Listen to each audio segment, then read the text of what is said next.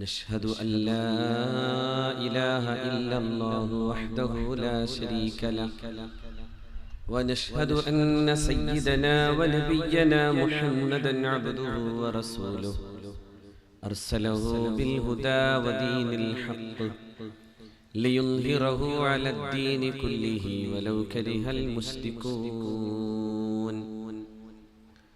أعوذ بالله من الشيطان الرجيم. بسم الله الرحمن الرحيم. يؤتي الحكمة من يشاء ومن يؤت الحكمة فقد أوتي خيرا كثيرا وما يذكر إلا أولو الألباب. صدق مولانا العلي العظيم.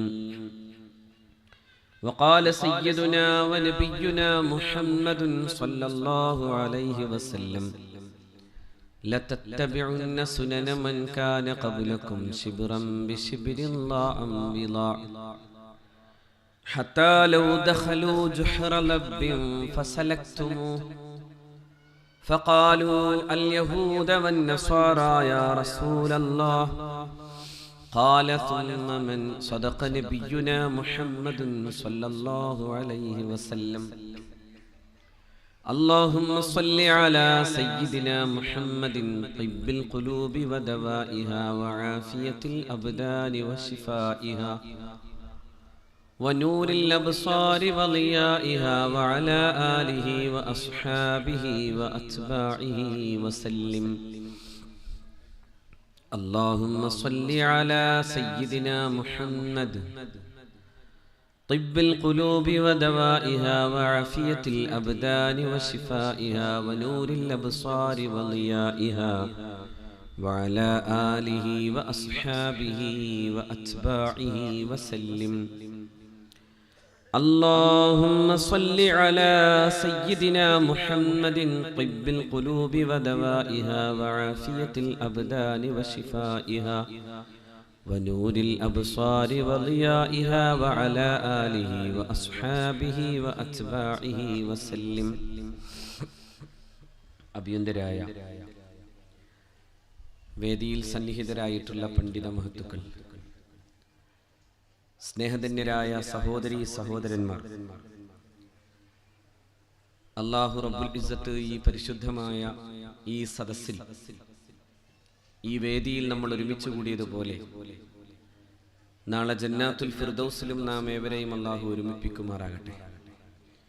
അല്ലാഹു അവൻ്റെ അപാരമായ അനുഗ്രഹം കൊണ്ട് നമ്മുടെ ഏവരുടെയും എല്ലാ ദോഷങ്ങളും പുറത്തു മാപ്പാക്കുകയും ദീർഘായുസ്സോടെ ജീവിക്കാനും അവസാനം അവൻ്റെ പൊരുത്തത്തിൽ മരിക്കാനും അല്ലാഹു നമുക്ക് തൗഫീഖ് തരുകയും ചെയ്യുമാറാകട്ടെ. സഹോദരന്മാരെ,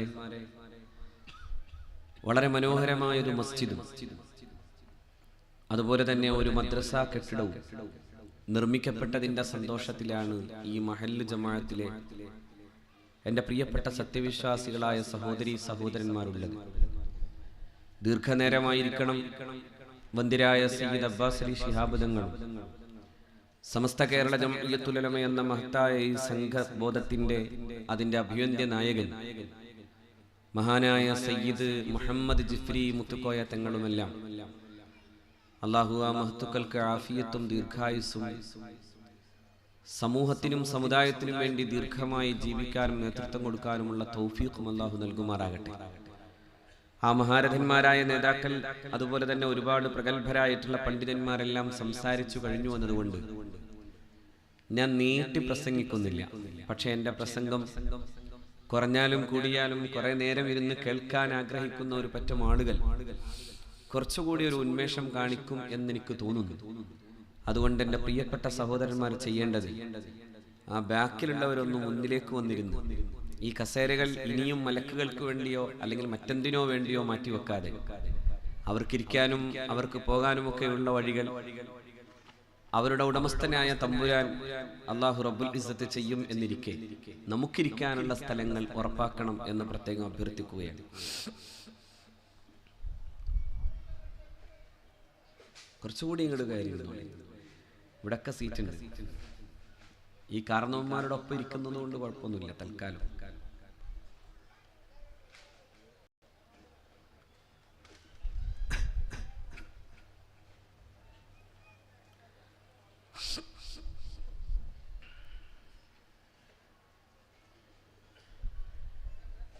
രണ്ട് കാര്യം ഇവിടെ നിർവഹിക്കപ്പെട്ടിരിക്കുകയാണ്. രണ്ടും പരസ്പരം ബന്ധിതമായി നിൽക്കുന്ന ഒന്നാണ്. നമസ്കരിക്കാൻ കഴിയുന്ന വിധം നമസ്കാരത്തെ അറിയാനും പഠിക്കാനും അന്വേഷിക്കാനും അതിനാവശ്യമാകുന്നൊരു മദ്രസയും കൂടി ഇവിടെ. ഇത് രണ്ടും നേരത്തെ ഉണ്ടായിരുന്നുവെങ്കിലും അത് കൂടുതൽ വിപുലപ്പെടുത്തുകയും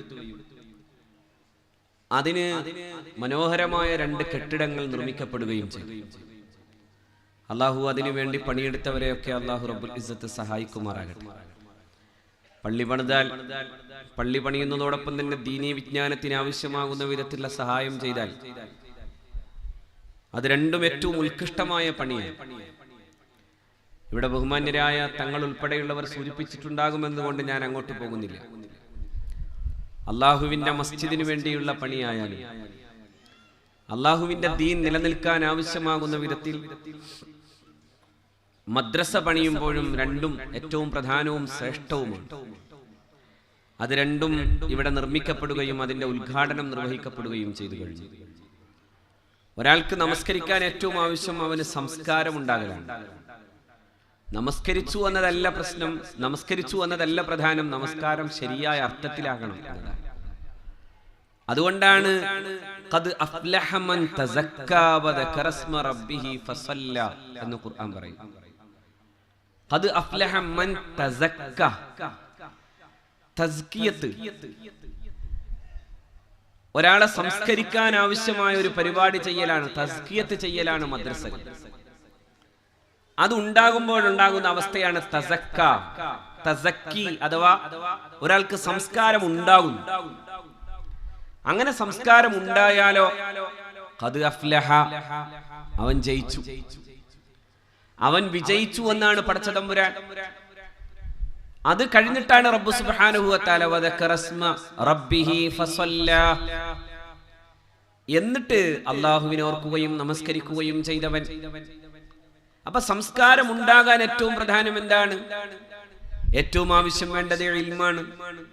ഇൽമ നേടിയ ഒരാളാണ്, അല്ലെങ്കിൽ ദീനിന്റെ അറിവുകൾ പകരുകയും പകർത്തുകയും ചെയ്തുകൊണ്ടാണ് യഥാർത്ഥത്തിൽ ഒരു വിശ്വാസിയെ അല്ലാഹു കാണുന്നത്. അതുകൊണ്ടാണ് പരിശുദ്ധ ഖുർആൻ അഷ്റഫുൽ ഖൽഖ് സല്ലല്ലാഹു അലൈഹി വസല്ലമ തങ്ങളെ വിശേഷിപ്പിക്കുമ്പോഴും അല്ലാഹപ്പെടുത്തിയിട്ടുള്ളത് അവർ മനുഷ്യരെന്ന് പറയാൻ പോലും കഴിയാത്ത വിധം നരാധമന്മാരായിരുന്നു എന്നാണ്.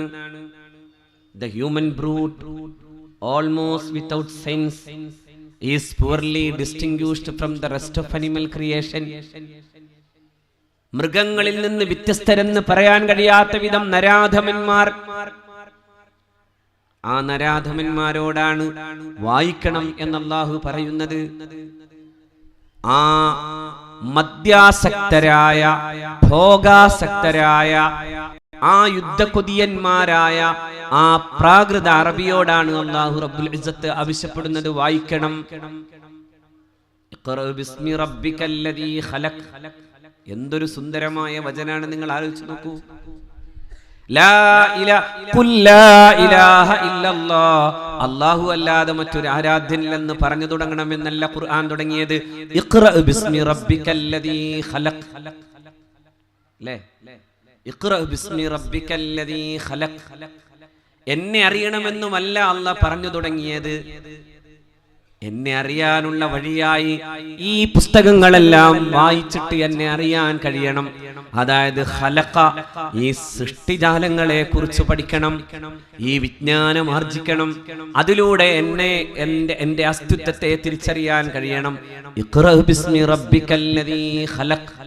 ഈ പ്രപഞ്ചമാകുന്ന ഈ വലിയ പുസ്തകത്തിന്റെ വായനയെ എന്റെ നാമധേയത്തിൽ അങ്ങ് തുടങ്ങണം.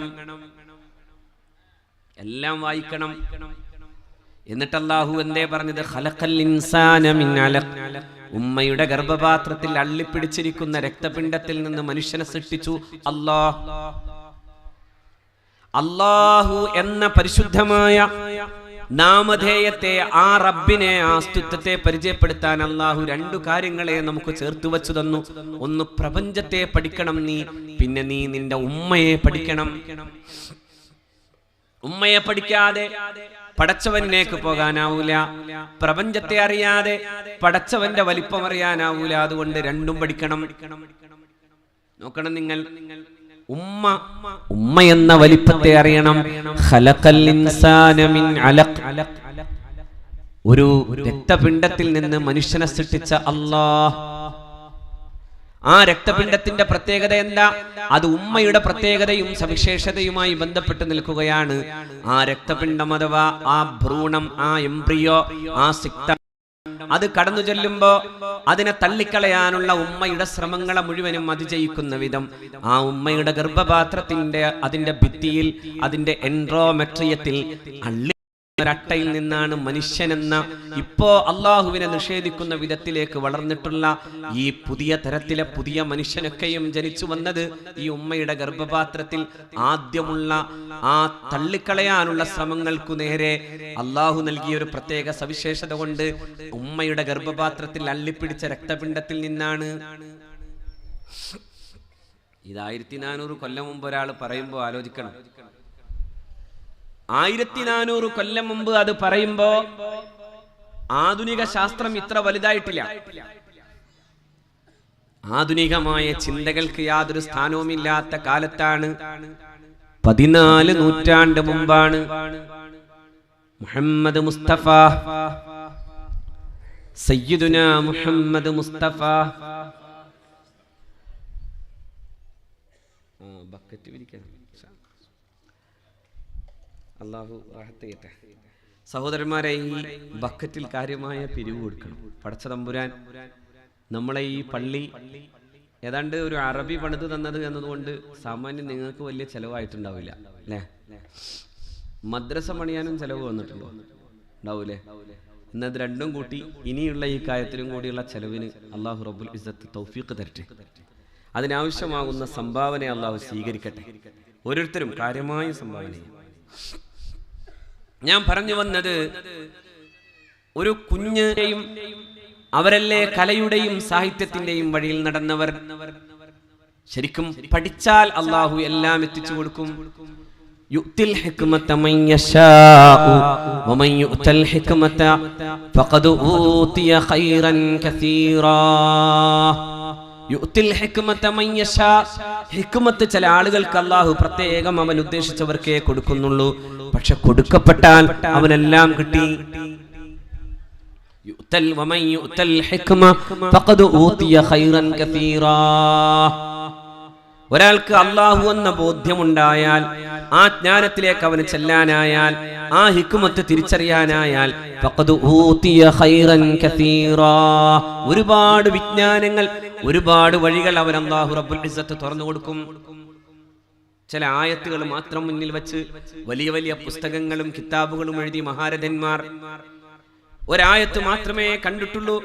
ഒരായത്തിനെ മാത്രം അടിസ്ഥാനപ്പെടുത്തിയിട്ട് ലോകത്ത് ഏതാണ്ട് 1000 കൊല്ലം മനുഷ്യന്റെ ഇന്നേ വരെയുള്ള പ്രധാനപ്പെട്ട കണ്ടെത്തലുകളെ മുഴുവനും ജയിക്കും വിധം 1000 കൊല്ലം ജയിച്ചു നിന്ന ഒരു കിതാബാണ് മഹാനായ ഇബ്നു ഹൈസം എന്ന മഹാപണ്ഡിതൻ എഴുതിയ കിതാബ്. ആ കിതാബ് കിതാബുൽ മനാദിർ എന്ന് പറയുന്ന മഹാഗ്രന്ഥം 1000 കൊല്ലം കഴിയുമ്പോ UN, അതായത് യുണൈറ്റഡ് നേഷൻസ്, ആ മഹാനായ മനുഷ്യൻ പ്രകാശത്തെ കുറിച്ച് പറഞ്ഞിട്ടുള്ള തെളിവുകളുടെ അടിസ്ഥാനത്തിൽ അദ്ദേഹത്തെ ആചരിക്കാൻ, അദ്ദേഹത്തെ ഓർമ്മപ്പെടുത്താൻ UN കഴിഞ്ഞ 2015 ഒരു വർഷം മുഴുവനും ലൈറ്റ് ഇയർ എന്ന പേരിൽ ആചരിച്ചു. ആരായി? ഇബ്നു ഹൈസം. അല്ലാഹു നൂറുസ് സമാവാതി വൽ അർള്, അല്ലാഹു ആകാശഭൂമികളുടെ പ്രകാശമാണ്, ചൈതന്യമാണ് എന്ന് തുടങ്ങുന്ന ആയത്തിന്റെ പരിശുദ്ധ ഖുർആനിന്റെ വ്യാഖ്യാനം എഴുതിയപ്പോ അത് ആ കിതാബ് തന്നെ കിതാബുൽ മനാദിറാണ്, ദ ബുക്ക് ഓഫ് ഒപ്റ്റിക്സ്. കണ്ണ് എങ്ങനെ കാഴ്ചയെ കണ്ടെത്തും. അതിങ്ങനെ കേട്ടിട്ട് മശ്രിഖൈനി വൽ മഗ്രിബൈനി എന്ന ഈ രണ്ട് സ്വപ്നങ്ങളെ ആലോചിച്ചു. രണ്ട് മശ്രിഖും രണ്ട് മഗ്രിബും. എന്നാ പിന്നെ ഒന്ന് കാണണമല്ലോ, എന്നാ ഭൂമി തന്നെ ഉരുണ്ടതാകും. ഈ ഭൂമിയുടെ മറ്റൊരു കോണിൽ മറ്റൊരു മശ്രിഖും മറ്റൊരു മഗ്രിബും ഉണ്ടാകും എന്നറിയാൻ ആ മഹാൻ നടത്തിയ യാത്രയാണ് സത്യത്തിൽ ലോകത്താദ്യമായി അമേരിക്കയെ കണ്ടെത്തിയത് എന്നാണ് അറബ് ചരിത്രകാരന്മാർ രേഖപ്പെടുത്തുന്നത്. നമ്മൾ കുറെ കാലം പഠിച്ചിട്ടുണ്ട് കൊളംബസ് ഡിസ്കവേർഡ് അമേരിക്ക. പക്ഷേ മുഹമ്മദ് മുസൽ ഖവാരിസ്മിയാണ്. പക്ഷെ അദ്ദേഹത്തിന്റെ യോഗ്യത എന്താ? ഒരു രാത്രിയിൽ അദ്ദേഹത്തിന്റെ ഏറ്റവും പ്രധാനം ആ മഹാനുഭാവൻ ഒരു ഖത്തുമ് തീർക്കുമായിരുന്നു. പരിശുദ്ധ ഖുർആനിന്റെ ഒരു ഖത്തുമ്. ഖുർആൻ ഇങ്ങനെ വച്ചിട്ട് ലോകം കാണും. ഖുർആന്റെ ഉള്ളടക്കത്തിലേക്ക് നോക്കിയിട്ട് ലോകത്തെ വിസ്തൃതമായ ശാസ്ത്രീയമായ അന്വേഷണങ്ങളിലേക്ക് പോകാം. ഇതേ മഹാനാണ് അൽജബർ പറയുന്നു, ഈ പെൺകുട്ടി അൽഗോരിതം എന്ന അൽജിബ്രയുമായി ബന്ധപ്പെട്ട അതിന്റെ ഉപജ്ഞാതാവ് ആരെന്നറിയാൻ വേണ്ടി അവർ ഒരിക്കൽ അന്വേഷിച്ചു പോയി. ഒടുക്കം അവർ ചെന്നു നിന്നത് ഈ മുഹമ്മദ് മുസൽ ഖവാരിസ്മി എന്ന് പറയുന്ന അറബിയുടെ പേരിലാണ്.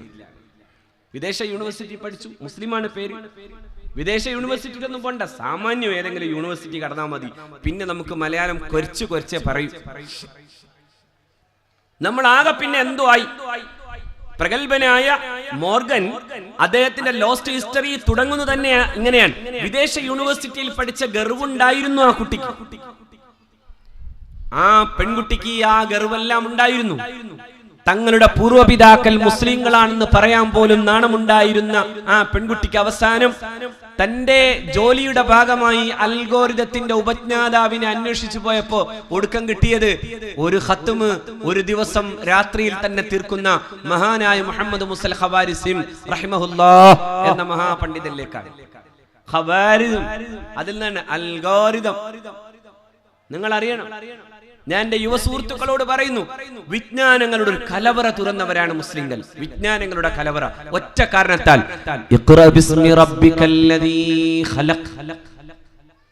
ആ ഒറ്റ കാരണത്താൽ വായിക്കണം.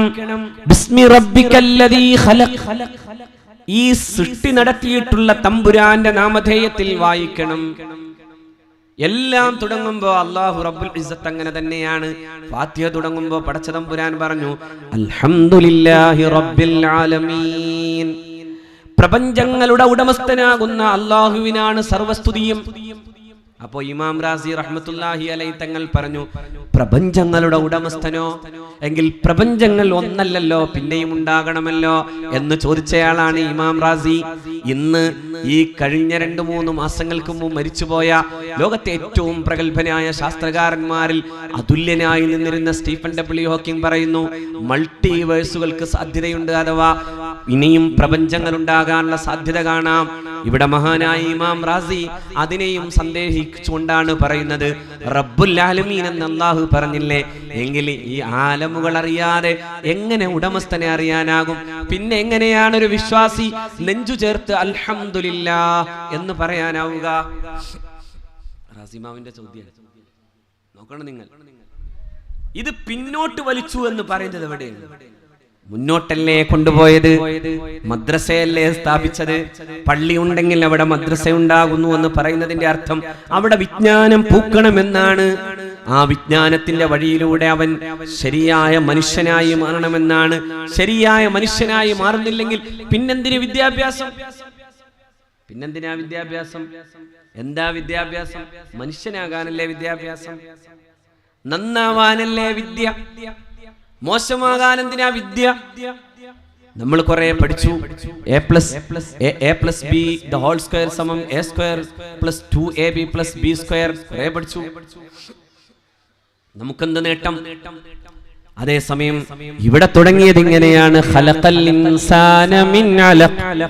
മാതാവിന്റെ ഗർഭപാത്രം നീ അറിയണം, ഉമ്മയുടെ വലിപ്പം നീ അറിയണം, ഉമ്മയുടെ സവിശേഷമായ അതിന്റെ കാരുണ്യം നിനക്ക് തിരിച്ചറിയാനാകണം. നിന്റെ ഉമ്മ ശരീരത്തിലെ സകല പോഷകങ്ങളെയും നിനക്കായി കാത്തുവച്ച പോലെ നിന്റെ ശരീരത്തിലേക്ക് നിന്റെ ഉമ്മയുടെ രക്തധമനികളിലൂടെ ഒഴുകി വന്നത് നിന്റെ ഉമ്മ കാത്തുവച്ച പോഷകാഹാരങ്ങളാണ്. എല്ലാം വലിച്ചെടുത്തിട്ടാണ് നീ എന്ന കോലം ഗർഭകാലത്തെ പൂർത്തീകരണത്തിലേക്ക് എത്തുന്നത്.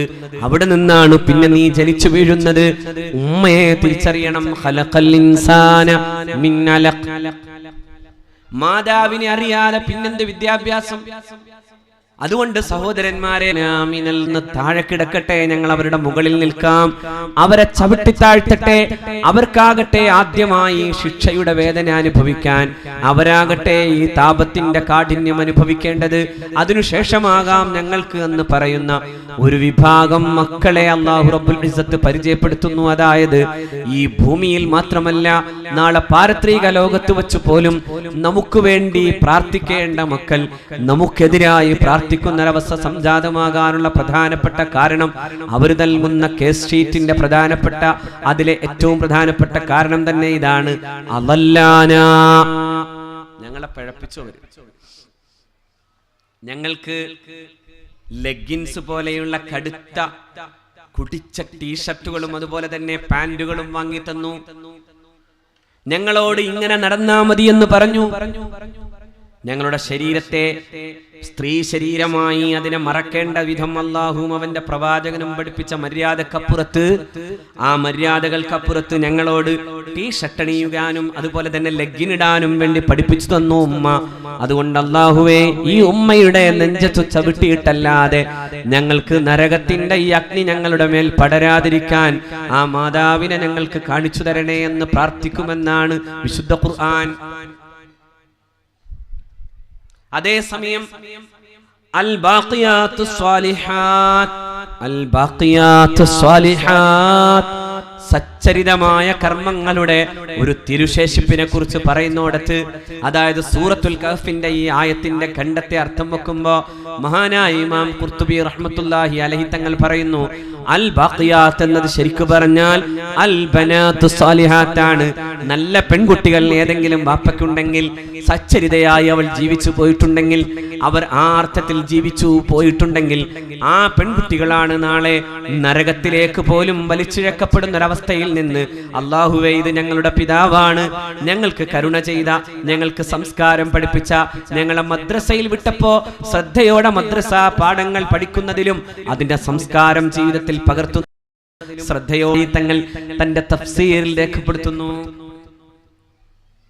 അൽ ബാഖിയാത്തു സ്വാലിഹാത്ത് എന്ന് പറഞ്ഞ സൂറത്തുൽ കഹ്ഫിലെ ഒരു ആയത്തിനെ മഹാനായ ഇമാം ഖുർത്തുബി തങ്ങൾ പറഞ്ഞു, അത് അൽ ബാഖിയാത്ത് അൽ ബനാത്ത്, നല്ല പെൺകുട്ടികൾ, നല്ല പെൺമക്കൾ, സ്വാലിഹീങ്ങളായ ആൺകുട്ടികളും സ്വാലിഹാത്തുകളായ പെൺകുട്ടികളും ഉണ്ടാകണമെങ്കിൽ നല്ല വിദ്യാഭ്യാസം, നല്ല വിജ്ഞാനം കൊടുക്കണം. അവരെ നന്നായി അങ്ങനെ പരിചരിക്കണം. എന്റെ പ്രിയപ്പെട്ട ഉമ്മമാരെ അറിയണം, എങ്ങനെയാണ് ഒരു ക്രിമിനൽ ഉണ്ടാകുന്നത് എന്നതിനെ കുറിച്ചുള്ള വിശദമായ ഒരു മനഃശാസ്ത്ര അപഗ്രഥനത്തിനാണ് സത്യത്തിൽ ക്രിമിനോളജി എന്ന് പറയുന്ന ഒരു ശാസ്ത്രശാഖയുടെ തുടക്കം. ഒരാൾ എങ്ങനെയാണ് ക്രിമിനൽ ആവുക, അയാളുടെ ക്രിമിനൽ മനസ്സിനെ എങ്ങനെ മാറ്റിയെടുക്കാം, ഇതൊക്കെ കുറിച്ചുള്ള ഒരു അപഗ്രഥനാണ് ക്രിമിനോളജി.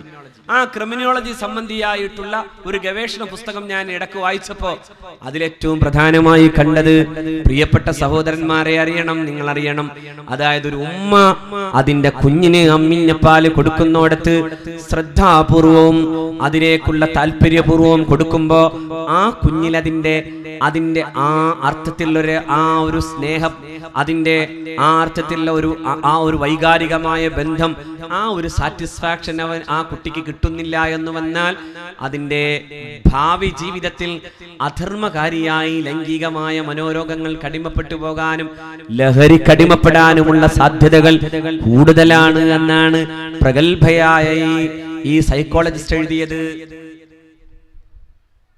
പുസ്തകത്തിൽ, ഗവേഷണങ്ങളിൽ ഒരു ഉമ്മ അതിന്റെ കുഞ്ഞിന് മുല കൊടുക്കുമ്പോ ആ നിപ്പിളിൽ ഈ ചുണ്ടു ചേരുമ്പോ ഒരു പ്രത്യേകമായ അനുഭൂതി മാതാവിനും ഈ കുഞ്ഞിനും ഉണ്ടാകും എന്നാണ് സൈക്കോളജിസ്റ്റുകൾ അതിന് പറയുന്നത്.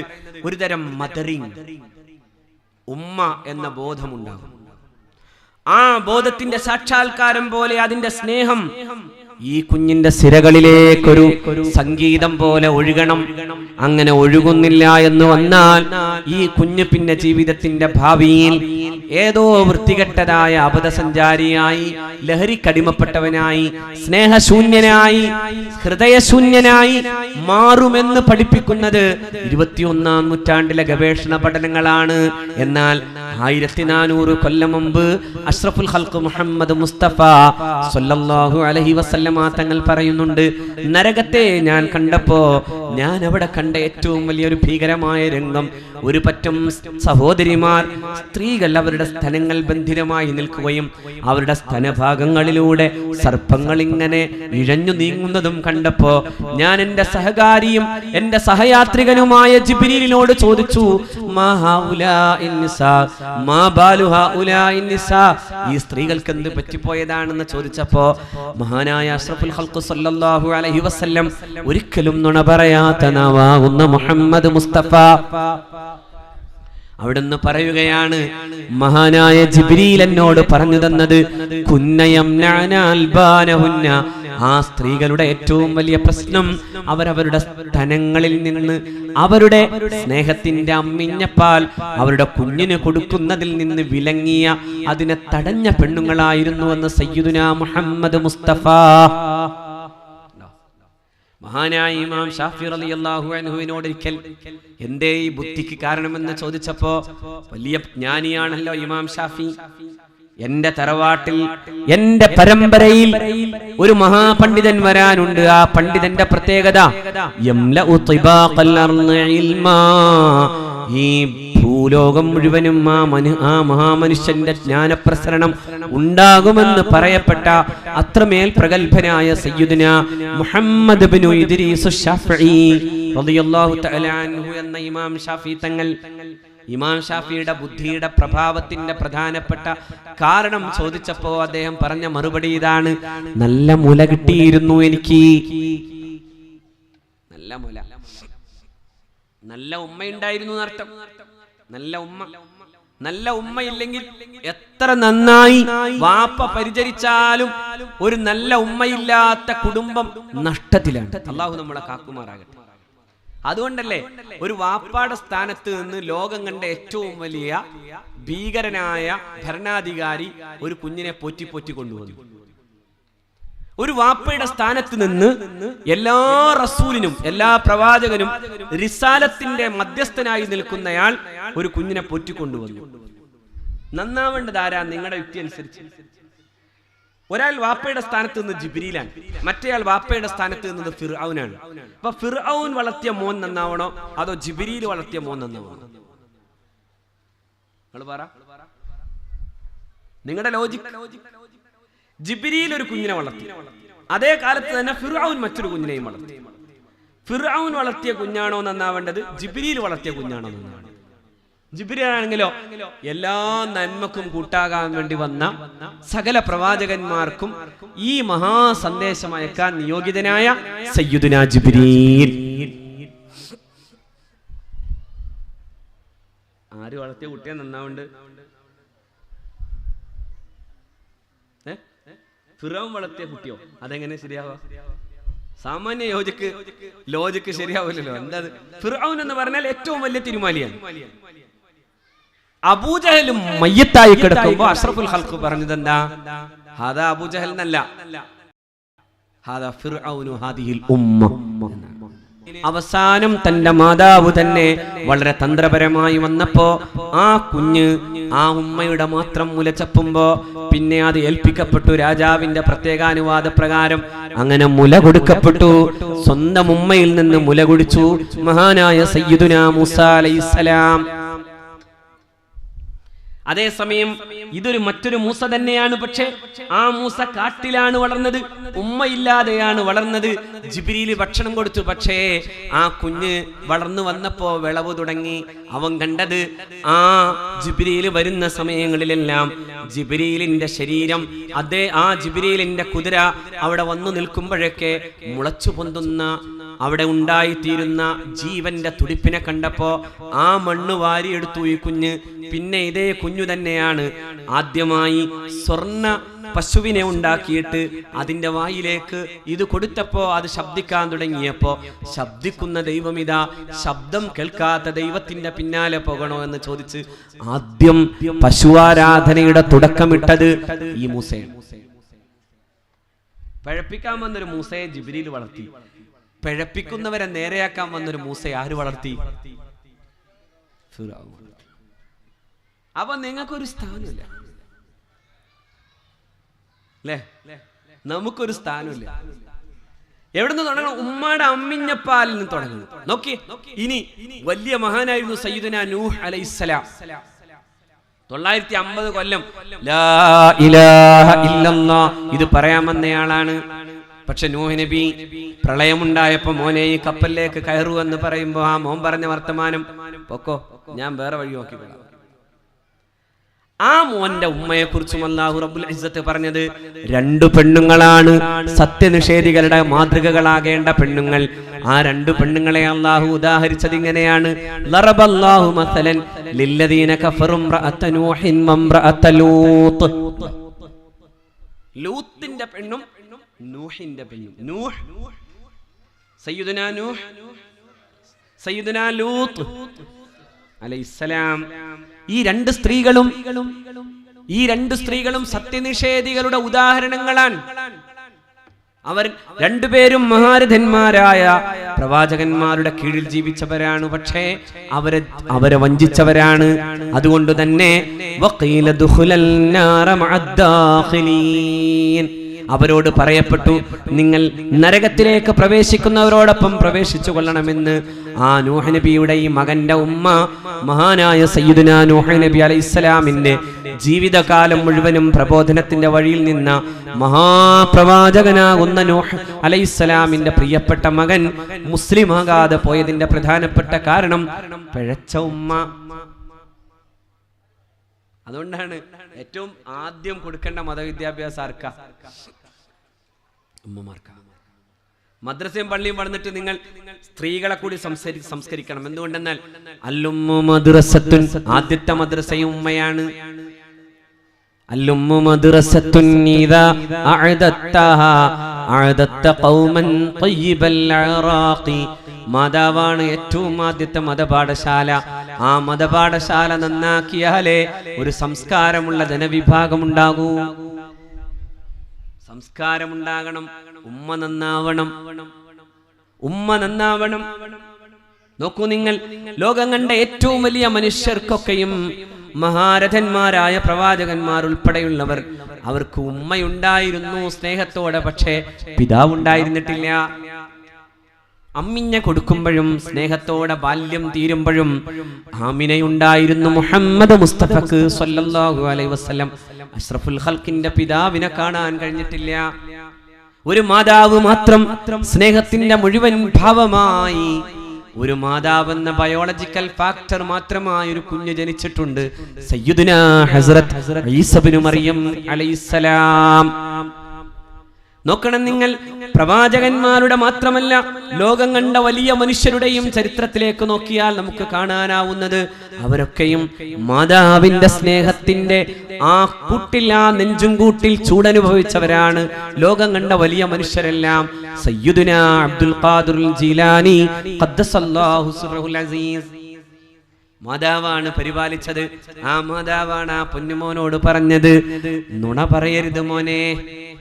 അപ്പോഴാണ് കൊള്ളത്തലവന്മാർ തടഞ്ഞു നിർത്തി ആളുകളെ പരിശോധിക്കുമ്പോ ആളുകൾ നുണ പറയുമ്പോ ഈ കൊച്ചുബാലന്റെ മറുപടി വന്നു, എന്റെ കയ്യിൽ 100 സ്വർണ്ണ നാണയമുണ്ട്.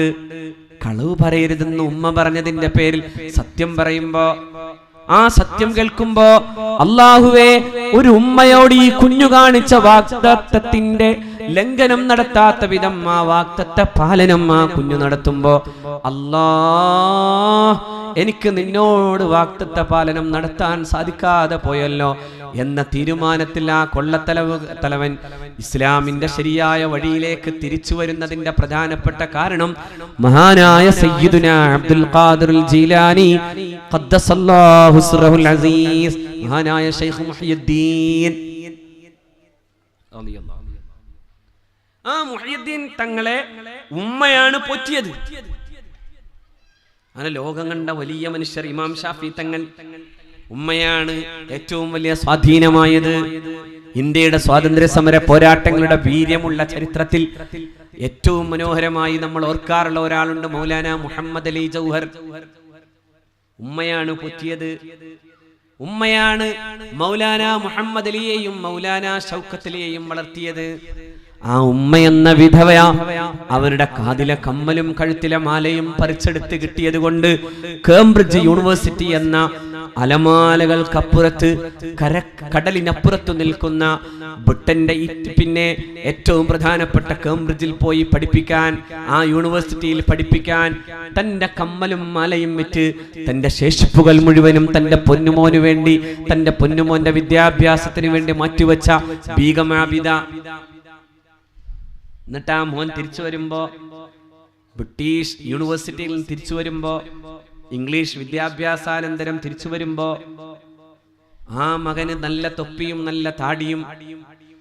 ആ മകനെ നോക്കി ഉമ്മ അൽഹംദുലില്ലാഹ് എന്ന് പറയുമ്പോ ഈ ഇന്ത്യ എന്ന ഈ ഉപഭൂഖണ്ഡത്തിന്റെ വിസ്തൃതിയിലേക്ക്, ഇന്ത്യയുടെ ഈ മഹത്തായ ചരിത്രത്തിലെ ഏതെങ്കിലും ഒരു മനുഷ്യനെ ഇന്ത്യയുടെ സ്വാതന്ത്ര്യ സമര പോരാട്ടങ്ങളുടെ ഭാഗമായി ബക്കിംഗ്ഹാം കൊട്ടാരത്തിൽ ചെന്ന് ഇന്ത്യയുടെ സ്വാതന്ത്ര്യം താങ്കൾ ചോദിച്ചു വാങ്ങണമെന്ന് ഗാന്ധിജിക്ക് ധൈര്യമായി പറയാനും ഏൽപ്പിക്കാനും കഴിഞ്ഞ ഈ വീരപുത്രൻ മൗലാന മുഹമ്മദ് അലി.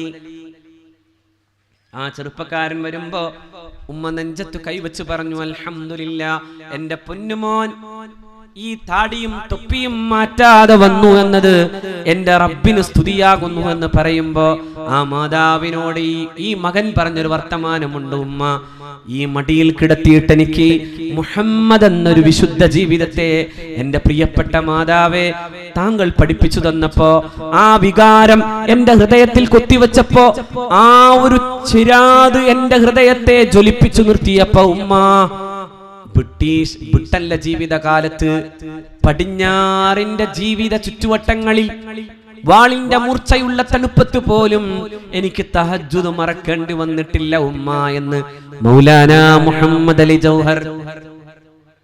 ആ മൗലാന മുഹമ്മദ് അലിയാണ് ഇന്ത്യയുടെ സ്വാതന്ത്ര്യത്തിന് വേണ്ടി ഗാന്ധിജി തന്നെ അയച്ചത് ബക്കിംഗ്ഹാം കൊട്ടാരത്തിലേക്ക്. ഇതേ ബ്രിട്ടന്റെ സൂര്യനസ്തമിക്കാത്ത മഹാസാമ്രാജ്യത്തിന്റെ ചക്രവർത്തിയുടെ മുഖത്ത് നോക്കി എനിക്ക് എന്റെ നാടിന്റെ സ്വാതന്ത്ര്യം വേണം എന്ന് പറയാൻ ധൈര്യത്തോടെ പറഞ്ഞയച്ചു ഗാന്ധിജി. സാധാരണ ഇംഗ്ലീഷിൽ പ്രസംഗിക്കാൻ തുടങ്ങുന്ന ഒരു പ്രഭുവിനെ, ഒരു രാജാവിനെ അഭിസംബോധന ചെയ്യേണ്ടി വരുമ്പോ ഹിസ് എക്സലൻസി അവർ ബിലൗഡ് ലോർഡ്ഷിപ്പ് എന്നൊക്കെ പറഞ്ഞു തുടങ്ങുന്നതിന് പകരം മിസ്റ്റർ ജോർജ് എന്ന് ധൈര്യമായി പറയാൻ ഈ കൊളോണിയൽ സാമ്രാജ്യത്വ ശക്തിയുടെ ചരിത്രത്തിൽ കേൾക്കാത്ത ധൈര്യമുള്ള ഒരു വർത്തമാനം പറയാൻ സാധിച്ചത് മൗലാന മുഹമ്മദ് അലിക്കാണ്. Mister George, you should give me the substance of freedom in my hand. എന്റെ കയ്യിൽ എന്റെ രാജ്യത്തിന്റെ സ്വാതന്ത്ര്യം തരണം. ആ മൗലാന മുഹമ്മദ് അലിയുടെ ഉമ്മ ബീഗം ആബിദ. ആ മൗലാന മരിച്ചപ്പോഴാണ് അദ്ദേഹം ആ പ്രസംഗാവസാനം മരിച്ചു വീഴുന്നുണ്ട്. അദ്ദേഹത്തിന്റെ ഖബറിന്ന് ബൈത്തുൽ മഖ്ദസിന്റെ ചാരത്തുണ്ട്. ഈ വിനീതൻ ബൈത്തുൽ മഖ്ദസ് കണ്ടപ്പോ അവിടെ മഹാനായ മൗലാന മുഹമ്മദ് അലി എന്ന ആ വലിയ മനുഷ്യനെ ഓർമ്മപ്പെടുത്തുന്ന വിധം തന്നെ ബൈത്തുൽ മഖ്ദസിന്റെ ചാരത്ത്, അതേ മുറ്റത്തു തന്നെ മഹാനായ മൗലാന മുഹമ്മദ് അലി ജൗഹർ ഉണ്ട്. പ്രവാചകന്മാരുടെ ഒക്കെ ഖബർ പലയിടത്താണ്, പക്ഷെ മൗലാന മുഹമ്മദിന്റെ ഖബർ ബൈത്തുൽ മഖ്ദസിന്റെ മുറ്റത്താണ്. വലിയ ചില ആളുകൾ സേവനം ചെയ്ത മഹാരഥന്മാർ. മൗലാന മരിച്ചപ്പോ അനുസ്മരണം എഴുതിയ ഗാന്ധിജി പറഞ്ഞത്, ഞാൻ മൗലാന മുഹമ്മദ് അലി അല്ല ഓർക്കുന്നത്, ആ വലിയ വീരശൂരനായ ആ പോരാളിക്ക് ജന്മം നൽകാൻ കഴിയുന്ന ഒരു പെണ്ണിനെ ഞാൻ ഓർത്തു പോവുകയാണ്, ബീഗം ആബിദയെ എന്ന്. ബീഗം ആബിദ എന്താ ബീഗം ആബിദയുടെ പ്രത്യേകത? ബീഗം ആബിദ ഇസ്ലാം പഠിപ്പിച്ചു, മകനെ മുസ്ലിമായി ജീവിപ്പിച്ചു. പക്ഷേ ബ്രിട്ടീഷ് ജയിലിൽ കിടന്നൊരിക്കൽ ഈ മൗലാന മുഹമ്മദ് അലി കത്തെഴുതി, എന്റെ ഉമ്മയുടെ വാർദ്ധക്യകാലത്ത് പോറ്റാനും പരിപാലിക്കാനും ഈ മകന് സാധ്യമാകുന്നില്ല, പുറത്തു തരുമോ എന്റെ പൊന്നുമ്മ? ഒരു പക്ഷേ ബ്രിട്ടീഷുകാരൻ ജയിലിൽ നിന്ന് പിന്നെ തടവറയിൽ നിന്ന് എനിക്ക് കഴുമരത്തിലേക്കാണ് എന്നെ കൊണ്ടുപോകുന്നതെങ്കിൽ ഉമ്മ എന്നോട് പൊരുത്തപ്പെടുമോ? ഈ വാർദ്ധക്യ സമയത്ത് എനിക്ക് പരിപാലനത്തിന് ഇവൻ നിന്നു തന്നില്ല എന്ന് എന്റെ റബ്ബിന്റെ മുമ്പിൽ കോടതിയിൽ അള്ളാഹുവിന്റെ മുമ്പിലെങ്ങാനും പറഞ്ഞു പോകുമോ എന്ന് ചോദിച്ച് കത്തെഴുതുമ്പോ തിരിച്ചു കത്തെഴുതി, ഈ ബീഗമാബിത ഇല്ല മോനെ, നീ എങ്ങാനും ബ്രിട്ടീഷ് സാമ്രാജ്യത്വത്തിന്റെ കാലുനക്കിയായി അവരോട് രാജിയായി തിരിച്ചു വന്നാൽ ഈ ഉമ്മ അപ്പോഴാണ് അപമാനിതയാകുന്നതെന്നെഴുതിയ ബീഗം മാബിതയെ ഞാൻ അഭിമാനത്തോടെ സ്മരിക്കുന്നു എന്നാണ് മഹാത്മാഗാന്ധി. മുസ്ലിങ്ങൾ നിറയെ ഒഴിച്ചിട്ടില്ല എന്ന് മാത്രമല്ല, ഗാന്ധിജി ഏറ്റവും കൂടുതൽ ഇഷ്ടപ്പെട്ടവരിൽ ഒരാൾ മൗലാന മുഹമ്മദ് അലി. നിറ ഒഴിച്ചിട്ടും പിന്നെയും നിറ ഒഴിക്കുകയാണ് ഇപ്പോ. ഗാന്ധിജിയുടെ നെഞ്ചിലേക്ക് നിറയൊഴിച്ച നാഥുറാം വിനായക് ഗോഡ്സെ മഹാത്മാ നാഥുറാം എന്ന് തന്നെ പറഞ്ഞ് ഗാന്ധിജിയുടെ ചിത്രത്തിന്റെ മുമ്പിൽ നിന്ന് വീണ്ടും വീണ്ടും നിറയൊഴിക്കുമ്പോ മൗലാന മുഹമ്മദ് അലിയുടെ വീട്ടിലേക്ക് ഗാന്ധി വരുന്നു എന്നറിയുമ്പോ ഒരു കൊച്ചുകുട്ടിയെ പോലെ ആഹ്ലാദത്തോടെ എന്റെ വീട്ടിൽ ഗാന്ധി വരുന്നുണ്ട്, അതുകൊണ്ട് കറക്കാൻ കഴിയുന്ന, പാല് ചുരത്താൻ കഴിയുന്ന ഒരു പശുവിനെ കിട്ടുമോ എന്ന് ചോദിച്ചു നടന്ന മൗലാന മുഹമ്മദ് അലിയെ നാം ഇന്ത്യയുടെ ചരിത്രത്തിൽ വായിക്കുന്നു. എന്റെ പ്രിയപ്പെട്ട സഹോദരന്മാരെ, മതപഠനം ഒരു സംസ്കാരമാണ്. മതപഠനത്തിന്റെ ആദ്യഗേഹം മാതാവാണ്. മാതാവും പിതാവും കൂടി നന്നായി, അങ്ങനെ മാത്രമേ മക്കളെ നന്നാക്കാനോ. ഒരു കെട്ടിടം കൊണ്ടല്ല, ആ കെട്ടിടത്തിന്റെ ഉള്ളിലേക്ക്, കുഞ്ഞുങ്ങളുടെ നന്മയിലേക്ക് ഒരു അധ്യാപകൻ മാത്രം ഇരുന്നാൽ പോരാ, അതിനാവശ്യമാകുന്ന വിധം മതബോധമുള്ള മാതാവും പിതാവും ഉണ്ടാവും. നമുക്ക് ഇന്ന് സംഭവിച്ചത്, അഷ്റഫുൽ ഖൽഖ് പറഞ്ഞു, ലതത്തബിഉന്ന സുനന മൻ കാന ഖബ്ലകും, നിങ്ങളുടെ മുന്നേ നടന്നുപോയ ഒരു പറ്റം ആളുകളുടെ സുന്നത്തുകളുടെ പിന്നാലെ നിങ്ങൾ നടക്കും. എന്നിട്ടോ അവരെങ്ങാനും ഒരു ഉടുമ്പിന്റെ പൊത്തിലേക്ക് പ്രവേശിച്ചാൽ നിങ്ങളും അങ്ങോട്ട് പ്രവേശിക്കും. ഉടുമ്പിന്റെ പൊത്ത് എന്ന് പറഞ്ഞാൽ വളരെ ദുസ്സഹമായി കയറേണ്ട സ്ഥലമാണ്, വളരെ ദുസ്സഹമായ ദുർഗന്ധമുള്ള സ്ഥലമാണ്. അവിടേക്ക് കയറും എന്ന് പറയുന്നു. അപ്പോ റസൂലുള്ളാഹിയോട് സ്വഹാബത്ത് ചോദിച്ചു, ആരാണ് നബിയെ? അൽ യഹൂദ വൻ നസ്വാറ യാ റസൂലല്ലാഹ്, ജൂതരും ക്രൈസ്തവരുമാണോ അത് എന്ന് ചോദിക്കുമ്പോ അഷ്റഫുൽ ഖൽഖിന് മറുപടി പറയാൻ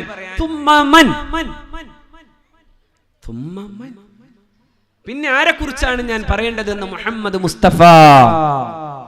നോക്കണം നിങ്ങൾ, ഇന്ന് ലെഗിൻസ് ഇടുമ്പോ എന്റെ പ്രിയപ്പെട്ട പെൺകുട്ടികൾ ഓർക്കണം, ഇന്ന് ടീഷർട്ട് ഇടുമ്പോ എന്റെ പ്രിയപ്പെട്ട സഹോദരിമാർ ഓർക്കണം, ഇന്ന് ഇത്തരം വികൃത ഭാവങ്ങളുടെ വസ്ത്രധാരണങ്ങളുമായി നടക്കുമ്പോ എന്റെ പ്രിയപ്പെട്ട ഉമ്മപെങ്ങന്മാരെ, സഹോദരിമാരെ ഓർക്കണം.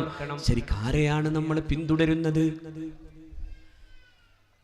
നമുക്ക് മലപ്പുറത്തൊന്നും അതില്ല എന്നാ ചിന്ത. പക്ഷെ ഞാൻ ഇന്ന് പോരുമ്പോ ഞാനൊരു ചായക്കടയിൽ കയറി, പിന്നെ ഒരു ചായ കുടിക്കാൻ വേണ്ടി നിർത്തുമ്പോഴും മലപ്പുറത്തും ഇങ്ങനെ തന്നെ.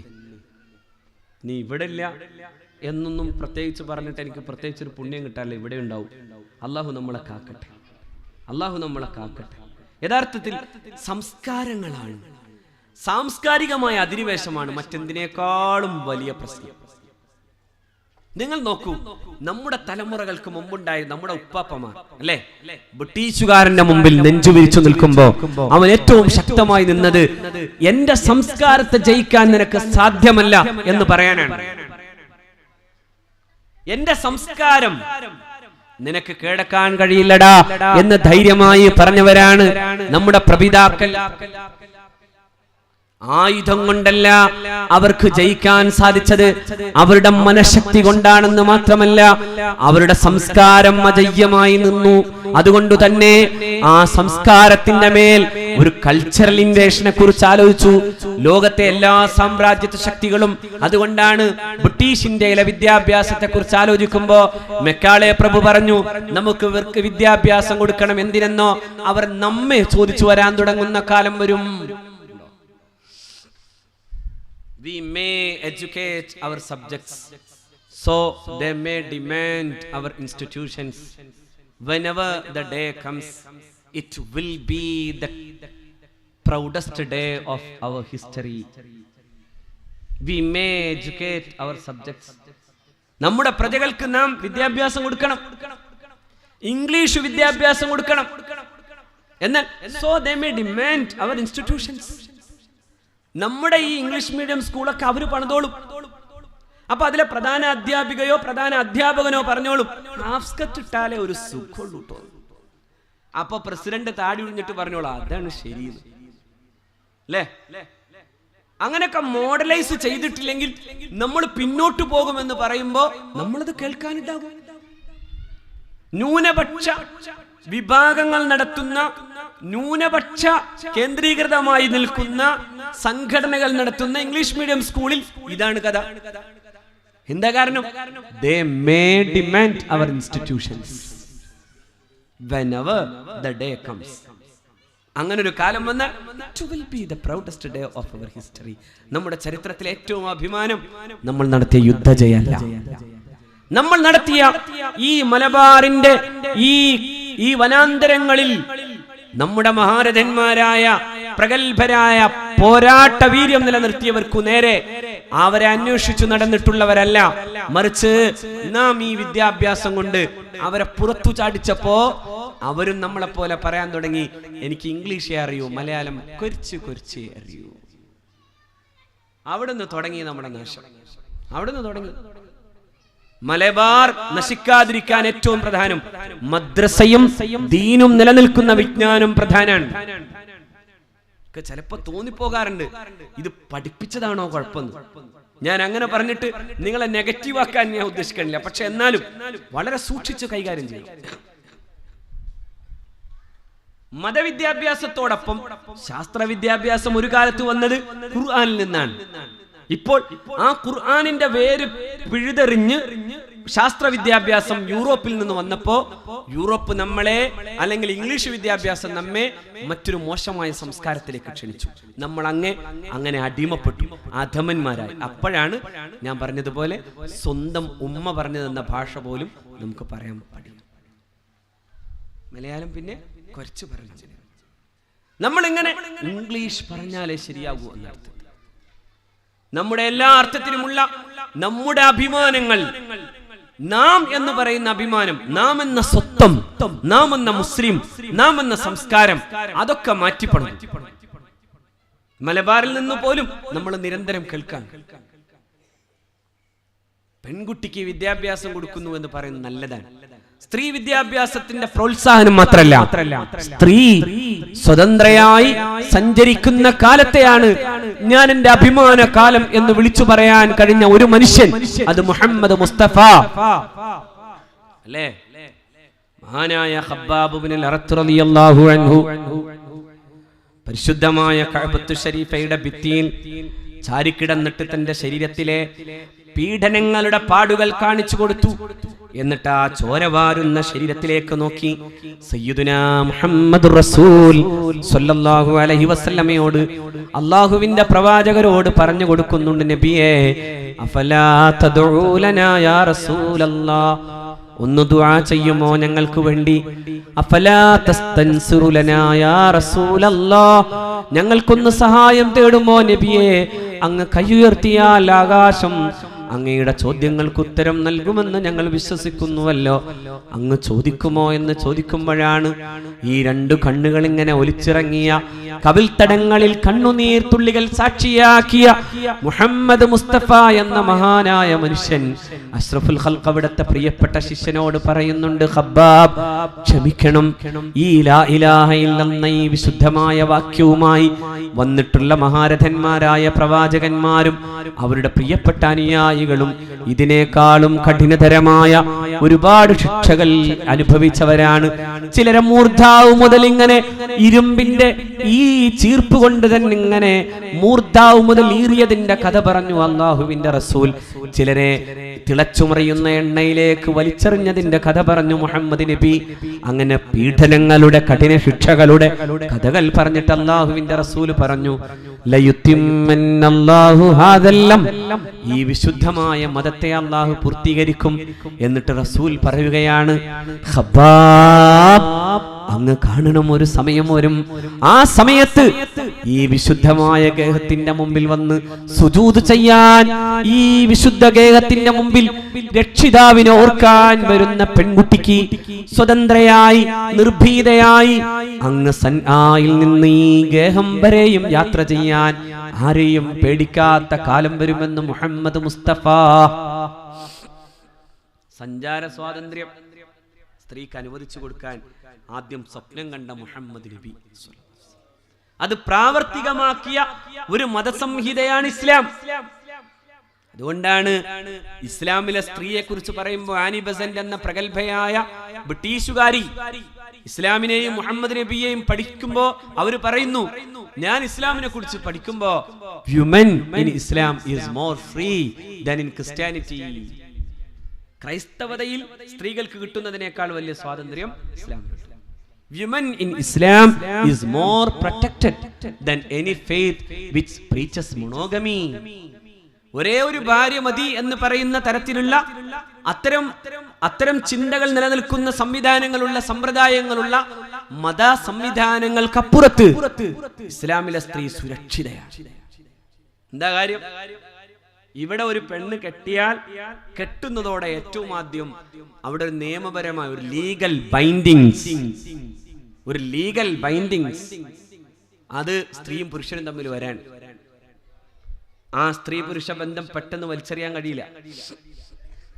അതേസമയം ഇന്നു കണ്ടവളെ പ്രാപിക്കുകയും നാളെ അവളോടുള്ള സുഖാനുഭവങ്ങൾ താനെ കുറയുകയും ചെയ്താൽ അവളും നമ്മളും തമ്മിൽ പരസ്പരം സലാം പറഞ്ഞ് പിരിയുന്ന ഒരു ഏർപ്പാട് പരിശുദ്ധ ഇസ്ലാമിനില്ല. ഞാൻ 2015 അമേരിക്കയിൽ പോയപ്പോ എന്റെ കൂടെയുള്ള സുഹൃത്ത്, അദ്ദേഹം ഒരു 50 വയസ്സൊക്കെ ഉള്ള ഒരു മധ്യവയസ്കനാണ്. ഞാൻ അദ്ദേഹത്തോട് ചോദിച്ചു, ഡു യു ഹാവ് വൈഫ്? അയാൾ പറഞ്ഞു, I have no wife. Do you have family? No family. അപ്പൊ എനിക്കൊരു സഹതാപം തോന്നി. എന്താ ഈ 50 വയസ്സൊക്കെ ഉള്ള മനുഷ്യൻ ഇങ്ങനെ ഒറ്റാന്തടിയായിട്ട് ജീവിക്കല്ലേ? നമ്മുടെ നാട്ടിലൊക്കെ ആണെങ്കിൽ അതൊരു വലിയ വിഷയമല്ലേ? അപ്പൊ അയാൾ എന്നെ നോക്കി എന്റെ സഹതാപം കണ്ടിട്ടാകണം എന്നെ ആശ്വസിപ്പിക്കും വിധം പറഞ്ഞു, I have 2 girlfriends. I have 2 girlfriends. Girlfriends മതി. അതാണ് അമേരിക്ക. നാളെ ഈ സമൂഹവും വരാൻ പോകുന്ന ഒരു വലിയ വിപത്തായി കാണേണ്ടതാണിത്. അതുകൊണ്ടാണ് കഴിഞ്ഞ വർഷം ഇന്ത്യയുടെ ചീഫ് ജസ്റ്റിസ് ഒരു വലിയ വിധി നടപ്പിലാക്കിയത്. അള്ളാഹു നമ്മളെ കാക്കട്ടെ എന്ന് നിരന്തരം പ്രാർത്ഥിക്കേണ്ട വിധിയാണ്. Chief justice of India Deepak Mishra അദ്ദേഹം പറഞ്ഞു, if we see the international perspective, most of countries have abolished adultery as crime. If we see the international perspective, ഒരു അന്തർദേശീയമായ കാഴ്ചപ്പാടിൽ നമ്മൾ നോക്കിയാൽ ലോകത്ത് വ്യത്യസ്തമായ രാജ്യങ്ങളിൽ ഇന്ന് വ്യഭിചാരം ഹറാമല്ല. അതുകൊണ്ട് ഇനി ഇന്ത്യയിൽ വ്യഭിചാരം ഹറാമാകേണ്ടതില്ല. വ്യഭിചാരമല്ല ശരിക്കും, അത് അങ്ങനെയും പറയാൻ പറ്റില്ല. അതായത് ഭർത്താവ് ഇരിക്കെ ഭാര്യക്ക് മറ്റൊരു പുരുഷനുമായി അവിഹിതമായ ബന്ധം നടത്തുന്നതിന് കുഴപ്പമില്ല. അല്ലാഹു കാക്കട്ടെ. അത് കണ്ടെന്ന് വന്നിട്ട് ദേഷ്യം പിടിച്ചിട്ട് നിന്നെ 1, 2, 3 കൂടി ഒരുമിച്ച് ചെല്ലിടി എന്ന് പറഞ്ഞാൽ കുഴപ്പമാവൂന്ന്. അതോടെ അയാൾക്ക് ജയിലിൽ പോകാം, അതോടെ അയാൾക്ക് ജയിലിലേക്ക് പോകാം, ഇവർക്ക് ഇങ്ങനെ സുഖമായിട്ട് ജീവിക്കാം. ഇത് സ്ത്രീ സുരക്ഷയല്ല. സ്ത്രീയെ, സ്ത്രീയുടെ പവിത്രതയെ, സ്ത്രീയുടെ സംസ്കൃതിയെ, സ്ത്രീയുടെ മാന്യതയെ വലിച്ചു പറിക്കുന്നതാണ് സത്യത്തിൽ ഇത്. അതുകൊണ്ടാണ് ആനി ബസന്റ് പറഞ്ഞത്, നിങ്ങൾക്ക് ഇഷ്ടമുള്ളപ്പോ ഒരു ഇണയുടെ പിന്നാലെ പോയി അവളെ തെരുവിലേക്ക് വലിച്ചെറിയുമ്പോ കൃത്യമായ മതത്തിന്റെയും നിയമത്തിന്റെയും ബന്ധം കൊണ്ട് അവൾക്ക് ആവശ്യമാകുന്ന തരത്തിലുള്ള സംരക്ഷണം നടത്താൻ ഒരു മതത്തിനെ കഴിയുന്നുള്ളൂ, അത് ഇസ്ലാമിനാകുന്നുവെന്ന്. അതുകൊണ്ട് സഹോദരന്മാരെ, ആ രീതിയിൽ മതബോധമുണ്ടാകണം, ആ രീതിയിലുള്ള സംസ്കാരം ഉണ്ടാകണം. അതിനുവേണ്ടിയാണ് 946 സമസ്ത എന്ന പവിത്രമായ സംഘബോധത്തിന്റെ സമ്മേളനത്തിന്റെ മുമ്പിൽ മഹാനായ ഒരു മനുഷ്യൻ കേരളത്തിന്റെ നവോത്ഥാനത്തെ കുറിച്ച് ചിന്തിക്കാൻ ആരെങ്കിലും തുടങ്ങിയാൽ ആദ്യം ഓർക്കേണ്ട പദം, ആദ്യം ഓർക്കേണ്ട നാമധേയം മറ്റാരെയും കുറിച്ചല്ല, മഹാനായ സയ്യിദ് അബ്ദുറഹ്മാൻ ബാഫഖി നബ്ബറല്ലാഹു മർഖദഹ അല്ലേ? ബാഫഖി തങ്ങളാണ് പറയുന്നത് നമുക്ക് മദ്രസ വേണം. മദ്രസയെ കുറിച്ച് ഇന്ന് ഈ മദ്രസയോടൊപ്പം 10,000-കണക്കിന് മദ്രസകൾ സമസ്ത കേരള ജംഇയ്യത്തുൽ ഉലമയുടെ തണലിൽ അതിന്റെ വിദ്യാഭ്യാസ കരിക്കുലം, അതുണ്ടാക്കിയെടുത്ത സംവിധാനം, അതുണ്ടാക്കിയ മിഷണറി, അത് പ്രകാരം ചലിക്കുമ്പോ അതിന്റെ ചാലക ശക്തിക്ക് പ്രധാനപ്പെട്ട തുടക്കക്കാരനായത് രാജ്യം സ്വതന്ത്രമാകുമ്പോ നമുക്ക് മതം പഠിപ്പിക്കാൻ പ്രധാനമായും നമ്മുടെ കേന്ദ്രങ്ങളിൽ ആവശ്യമാകുന്ന സജ്ജീകരണങ്ങൾ ഒരുക്കേണ്ടതുണ്ട്. അതുകൊണ്ട് മദ്രസയെ കുറിച്ച് ആലോചിക്കണമെന്ന് മുസ്ലിം ഉമ്മത്തിനെ ബോധ്യപ്പെടുത്തിയത് മഹാനായ ഖായിദുൽ ഖൗം സയ്യിദ് അബ്ദുറഹ്മാൻ ബാഫഖി നവ്വറല്ലാഹു മർഖദ. മദ്രസയൊക്കെ പഠിക്കുമ്പോഴും ബാഫഖി തങ്ങൾ ഓർക്കണം, എന്ത് പറയുമ്പോഴും ഓർക്കണം. കാരണം ഈ നന്മയുടെ തുടക്കക്കാരൻ സയ്യിദ് അബ്ദുറഹ്മാൻ ബാഫഖി തങ്ങൾ, പല നന്മയുടെയും തുടക്കക്കാരൻ സയ്യിദ് അബ്ദുറഹ്മാൻ ബാഫഖി തങ്ങൾ. മലബാറിലെ വിദ്യാഭ്യാസ വിപ്ലവത്തിന് ഈ മൂച്ചി മരങ്ങൾ മാത്രമുണ്ടായിരുന്ന ഒരു സ്ഥലത്ത്, ഓരിക്കുറുക്കന്മാർ ഓരിയിട്ടിരുന്ന സ്ഥലത്ത്, അതാണ് പണ്ട് CH മുഹമ്മദ് കോയ സാഹിബ് അവിടെ പ്രസംഗിക്കുമ്പോ ആരോ ഒന്ന് കൂവിയപ്പോ CH പറഞ്ഞു, ഓരിക്കുറുക്കന്മാർ ഓരിയിട്ടിരുന്ന ഒരു സമയത്ത് നിന്ന് വെട്ടിത്തെളിച്ചിട്ടാണ് ഇപ്പോ ഇതൊരു വിദ്യാഭ്യാസ സമുച്ചയമായി മാറിയിട്ടുള്ളത്. പക്ഷേ അന്ന് മരിച്ചുപോയ പരേതാത്മാക്കളായ ഏതെങ്കിലും കുറുക്കന്റെ ആത്മാവ് ഇവിടെ ആരുടെയോ ശരീരത്തിൽ കയറിയിട്ടുണ്ടോ എന്ന് എനിക്ക് തോന്നുന്നു എന്ന്. അതോടെ പിന്നെ ഒരു കുട്ടി മിണ്ടിയില്ല, പിന്നെ കൂവാൻ പറ്റില്ല. അത് CH, അതാണ് CH, അഭിയന്തനായ CH. ഞാൻ വീണ്ടും ഓർക്കുന്നു, മഹാനായ CH മുഹമ്മദ് കോയ സാഹിബ് നവ്വറല്ലാഹു മർഖദ. അല്ലാഹു ആ ഖബറും സ്വർഗ്ഗപ്പൂന്തോപ്പാക്കട്ടെ. മലയാളത്തിന്റെ വിദ്യാഭ്യാസത്തിന്, മലയാളി മുസ്ലിമിന്റെ ജീവിത നവോത്ഥാനത്തിന് ഈ പേരുകളിൽ ഒന്നാണ്. ആ പേരിന് മുമ്പേ ഉള്ള പേരാണ്, ആ പേരുകാരന്റെയും കൈപിടിച്ചു നടന്ന പേരാണ് സയ്യിദ് അബ്ദുറഹ്മാൻ ബാഫഖി. ഞാൻ ഓർക്കുന്നു, മഹാനായ ആലുവായി അബൂബക്കർ മുസ്ലിയാർ നവ്വറല്ലാഹു മർഖദ, വലിയ അല്ലേ, വലിയ മഹാനാണ്. ആ മഹാൻ, അദ്ദേഹത്തിന് ചിലപ്പോൾ ജദ്ബിന്റെ സമയത്ത് അദ്ദേഹം ഇങ്ങനെ മുറുക്കി തുപ്പുകയും അങ്ങനെ ബഹളുണ്ടാക്കുകയും ചെയ്യുന്ന ആളാണ്. പക്ഷെ ഒരു സമയത്ത് പെട്ടെന്ന് ശാന്തനായി. പെട്ടെന്ന് അദ്ദേഹം ഒരു ഷർട്ടും മുണ്ടും കൊണ്ടുവരാൻ വേണ്ടി ആവശ്യപ്പെട്ടു. അങ്ങനെ നല്ല മുണ്ടും ഷർട്ടൊക്കെ ഇട്ട് വളരെ മര്യാദയോടുകൂടെ നിന്നപ്പോ അനുയായികൾ കൂടെ ഉണ്ടായിരുന്ന ആളുകൾ ആരോ ചോദിച്ചു, അങ്ങ് വളരെ ശാന്തനാണ്, എന്താവോ ഇങ്ങനെ ശാന്തമാവാൻ കാരണം?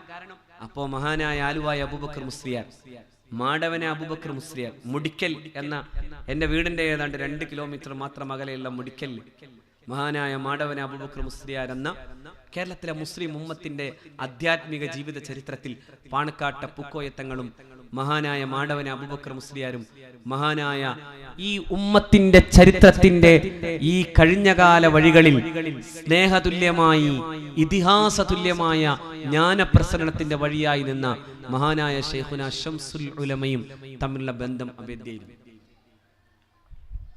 മഹാനായ പാണക്കാട് സയ്യിദ് അബ്ബാസ് അലി ശിഹാബ് തങ്ങളൊക്കെ അനുഭവം പറഞ്ഞു. ഒരു സമയത്ത് പാണക്കാട്ട് നിന്ന് പോകാൻ, അപ്പോ കാറിൽ കയറുമ്പോ പാണക്കാട്ട് വാപ്പയുടെ മുഖത്തേക്ക് നോക്കി മാടവൻ അബൂബക്കർ മുസ്ലിയാരുടെ ചോദ്യം വന്നു, അടുത്ത ആഴ്ച നിങ്ങൾ അവിടെ വരില്ലേ എന്നാണ് ചോദ്യം. അപ്പോ പൂക്കോയ തങ്ങൾ അതേപോലെ ഉത്തരം കൊടുത്തു, അടുത്ത ആഴ്ച ഇൻഷാ അല്ലാഹ് ഞാൻ അവിടെ ഉണ്ടാവും. രണ്ടുപേർക്കും അത് മനസ്സിലാവും. അടുത്ത ആഴ്ച അവിടെ കാണൂലേ എന്നാണ് മാടവൻ അബൂബക്കർ മുസ്ലിയാർ നവ്വറല്ലാഹു മർഖദ മഹാനവറുടെ ചോദ്യം. അപ്പൊ പൂക്കോയ തങ്ങളുടെ ഉത്തരം ഇൻഷാ അല്ലാഹ് അടുത്ത ആഴ്ച അവിടെ ഉണ്ടാവും. മഹാനവറുകളുടെ മരണ ദിവസം ആഴ്ചയാണ്. അതിന്റെ തലേ ദിവസം ആലുവക്കടുത്തുള്ള എവറസ്റ്റ് ഹോട്ടലിൽ മഹാനായ സയ്യിദ് PMS പൂക്കോയ തങ്ങൾ തന്റെ മഹാനായ ആധ്യാത്മിക ജീവിതത്തിൽ തന്റെ കൂടെ നടന്ന സഹചാരി വഫാത്താകുമ്പോ കൂടെ ആ മയ്യത്ത് നമസ്കരിക്കാൻ, അതിന് നേതൃത്വം കൊടുക്കാൻ കാത്തുനിന്നതാണ് കേരളത്തിന്റെ ചരിത്രം. ഇവിടെ അതുപോലെ മഹാനായ മാടവന അബൂബക്കർ മുസ്ലിയാർ ശാന്തനായി. അപ്പൊ ആളുകൾ ചോദിച്ചു, എന്തേ കാര്യം? അപ്പൊ പറഞ്ഞു, ഒരു മനുഷ്യൻ വരുന്നുണ്ട്. ഒരു മനുഷ്യൻ കാത്തുനിന്ന് കുറെ കഴിയുമ്പോ അദ്ദേഹത്തിന്റെ വീടിന്റെ സമീപത്തോടെ ആലുവക്ക് പോകുന്ന പ്രധാന വഴി, ദേശീയ പാതയുണ്ട്. ആ വഴിയിൽ ഒരു അംബാസിഡർ കാർ വന്നു നിന്നു. ആ കാറിൽ നിന്ന് ഉയർന്നാകാരമുള്ള നല്ല തലപ്പാവും ഖമീസും അണിഞ്ഞ മുസ്ലിം ഉമ്മത്തിന്റെ തേജോമയമായ ശോഭധന്യമായ ഓർമ്മകളിൽ പൂത്തുനിൽക്കുന്ന പൂമരമായ സയ്യിദ് അബ്ദുറഹ്മാൻ ബാഫഖി തങ്ങൾ. ബാഫഖി തങ്ങളെയാണ് ആ വലിയ മനുഷ്യൻ ആദരബോധത്തോടുകൂടെ കാത്തുനിന്നത്. ആ ബാഫഖി തങ്ങളുടെ കൈ പിടിച്ചൊരു ചെറുപ്പക്കാരൻ, കേവലം 30-32 വയസ്സ് മാത്രമുള്ള ചെറുപ്പക്കാരൻ. ആ ചെറുപ്പക്കാരന് തലയിൽ തൊട്ട് അനുഗ്രഹം ചൊരിയാൻ മഹാനായ വലിയന്റെ മുമ്പിലേക്ക് കൊണ്ടുവന്നിരിക്കുന്നു. കേരള രാഷ്ട്രീയത്തിന്റെ ഇതിഹാസമായി നമ്മുടെ ഓർമ്മകളിൽ നിൽക്കുന്ന CH മുഹമ്മദ് കോയ സാഹിബ് കേരളത്തിലെ ഏറ്റവും പ്രായം കുറഞ്ഞ സ്പീക്കർ പദവി അലങ്കരിക്കാൻ വേണ്ടി ആദ്യം മഹാനായ ബാപ്പക്ക് തങ്ങൾ കൊണ്ടുപോയി നിർത്തിയത് മഹാനായ മാടവന അബൂബക്കർ മുസ്ലിയാർ. കാരണം ഇതൊക്കെ വന്നത് വല്ലാത്തൊരു സംഭവമല്ലേ. ഇതെല്ലാം ചേർന്നു നിന്ന് വളർന്നതാണ് കേരളം എന്ന മുസ്ലിം സമൂഹത്തിന്റെ ചരിത്രം. സമസ്ത കേരള ജംഇയ്യത്തുൽ ഉലമയുടെ മഹാരഥന്മാരായ പണ്ഡിതവരണ്യരിലൂടെ, അതുപോലെ തന്നെ ഈ മഹത്തുക്കൾ, ഈ മഹാരഥന്മാർ, ഈ സാദാത്തുകൾ അവർ കൊടുത്ത നേതൃത്വത്തിന്റെയൊക്കെ മഹിതമായ വഴിയിലൂടെയാണ് നമ്മുടെ സഞ്ചാരം തുടങ്ങിയത്. ലോകത്തെവിടെയുമില്ലാത്ത മതവിദ്യാഭ്യാസത്തിന്റെ മാത്രമല്ല, മറിച്ച് സാമൂഹികമായ വിദ്യാഭ്യാസ പുരോഗതിയുടെ കാര്യത്തിൽ മറ്റേത് പ്രദേശത്തെയും മുസ്ലിങ്ങൾക്ക് മത്സരിക്കാൻ പോലും കഴിയാത്ത വിധം ദൂരം താണ്ടാൻ നമുക്ക് സാധ്യമായതിന്റെ പ്രധാനപ്പെട്ട കാരണം സമസ്ത എന്ന തണൽമരത്തോടൊപ്പം സമുദായത്തിന്റെ മഹാരഥന്മാരായ നേതാക്കൾ ഒരുമിച്ചു നടന്നപ്പോ, ഒരുമിച്ച് പ്രവർത്തിച്ചപ്പോ നമുക്ക് നേടാൻ കഴിഞ്ഞതാണ്. ഇതെല്ലാം ആ ഓർമ്മകൾ നമ്മളെ ജീവിപ്പിക്കണം, ആ ഓർമ്മകൾ നമ്മളെ നിലനിർത്തണം. തീർച്ചയാണ് സമസ്ത എന്ന മഹാവൃക്ഷത്തിന്റെ തണലാണ് കേരളത്തിലെ മുസ്ലിം ഉമ്മത്തിന്റെ മത സാംസ്കാരിക സമ്പന്നതയുടെ പ്രധാനപ്പെട്ട കാരണം. 10,000 മദ്രസ നടത്തുന്നവരാണ് ഞങ്ങളെന്ന് അമേരിക്കയിലെ ഒരു സെമിനാറിൽ ഞാൻ പറയുമ്പോൾ എൻ്റെ അടുത്തിരുന്നവർ സംശയം പ്രകടിപ്പിച്ചപ്പോ ആ സംശയം ദൂരീകരിക്കാൻ എഴുന്നേൽക്കുന്നതിന് മുമ്പ് ആ സംശയ ദൂരീകരണത്തിന് അമേരിക്കൻ ഉദ്യോഗസ്ഥന്മാർ തന്നെ സമസ്തയുടെ വെബ്സൈറ്റുകൾ പ്രദർശിച്ചപ്പോ ആ വിദ്യാഭ്യാസ വിപ്ലവത്തിന്റെ കഥ നേരിട്ട് കണ്ടപ്പോ വൗ ഇറ്റ് ഈസ് അമേസിംഗ് എന്ന് പറഞ്ഞത് അമേരിക്കയിൽ അന്ന് വന്നിട്ടുള്ള ലോകത്തിന്റെ വിവിധ ഭാഗങ്ങളിൽ നിന്ന് വന്ന പ്രഗത്ഭരായ വിദ്യാഭ്യാസ വിചക്ഷണന്മാർ അടങ്ങിയ സംഘമാണ്. അതവർക്ക് അവരുടെ നാടുകളിൽ സാധ്യമാകാത്തതാണ്. കുവൈറ്റിലും പലസ്തീനിലും ഇറാഖിലും ഇങ്ങനെ സൗദി അറേബ്യയിലും ഒക്കെയുള്ള മധ്യേഷ്യയിലെ വ്യത്യസ്ത ഭൂപ്രദേശങ്ങളിൽ നിന്ന് വന്നിട്ടുള്ള ചെറുപ്പക്കാർ, പ്രഗത്ഭരായ വിദ്യാഭ്യാസ വിചക്ഷണന്മാർ, അവർക്കൊക്കെ ഒരേ സ്വരത്തോടെ വൗ ഇറ്റ് ഈസ് അമേസിംഗ് എന്ന് പറയേണ്ടി വന്നതിന്റെ പ്രധാനപ്പെട്ട കാരണം നാം ഉണ്ടാക്കിയെടുത്ത മതവിദ്യാഭ്യാസത്തിന്റെ വലിപ്പമാണ്. അതുകൊണ്ടാണ് സഹോദരന്മാരെ, ആ മതവിദ്യാഭ്യാസത്തിന്റെ വലിപ്പത്തിൽ സമസ്തയുടെ പൂമരമായി നിന്ന ജാമിയ നൂരിയ അറബിയയിൽ നിന്ന് പിന്നെ പൊട്ടിമുളച്ചുണ്ടായ വലിയ ശിഖിരങ്ങളായി ദാറുൽ ഹുദ ഇസ്ലാമിക് യൂണിവേഴ്സിറ്റിയും പിന്നെ CIC എന്ന വാഫി സംവിധാനവും വന്നപ്പോ ലോകം ഇന്ന് അതിശയത്തോടെ നോക്കുകയാണ്. കേരളം എത്ര മനോഹരമായ വിദ്യാഭ്യാസ വിപ്ലവത്തിന്റെ നാടായി.